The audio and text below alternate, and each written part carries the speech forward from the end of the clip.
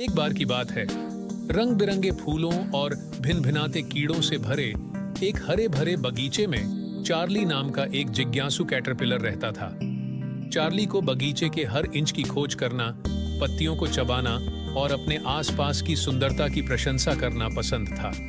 एक दिन जब चार्ली पहले कभी नहीं गया था, उससे कहीं अधिक आगे बढ़ते हुए उसे बगीचे के किनारे पर एक चमकीला, आकर्षक फूल दिखाई दिया। उत्साहपूर्वक वह चेतावनी के संकेतों को नजरअंदाज करते हुए फूल की ओर अपना रास्ता घुमाता रहा, जिससे पता चलता था कि फूल उन फूलों से अलग लग रहा था जिन्हें वह जानता था।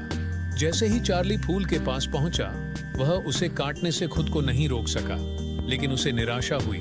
वह तुरंत बीमार महसूस करने लगा। फूल जहरीला था। घबराकर चार्ली जितनी तेजी से पीछे हट सकता था, पीछे हट गया। हर हरकत के साथ वह कमजोर महसूस कर रहा था। सौभाग्य से बेला नाम की एक बुद्धिमान बूढ़ी तितली वहां से गुजर रही थी। चार्ली की परेशानी देखकर वह फड़फड़ाकर उसकी तरफ आ गई। क्या हुआ युवा कैटरपिलर? उसने प्यार से पूछा। हाँफते और सिसकते हुए चार्ली ने अपनी गलती बताई। बेला ने समझदारी से सिर हिलाया। हम सभी गलतियां करते हैं मेरे प्रिय, महत्वपूर्ण बात उनसे सीखना है।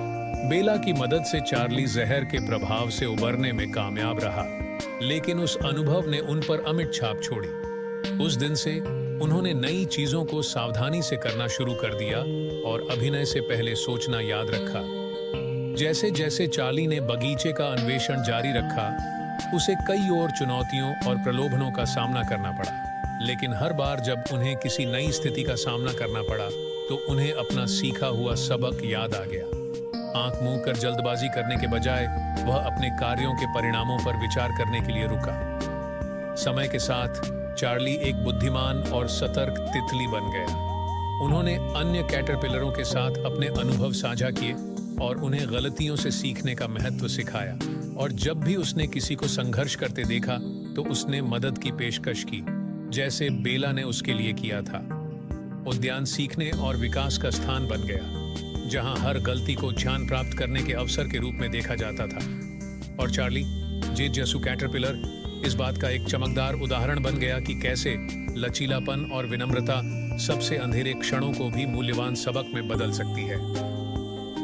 कहानी का सार: गलतियां जीवन का स्वाभाविक हिस्सा हैं। उन्हें स्वीकार करके, उनसे सीखकर और ज्ञान के साथ आगे बढ़कर हम विकसित हो सकते हैं और खुद का बेहतर संस्करण बन सकते हैं।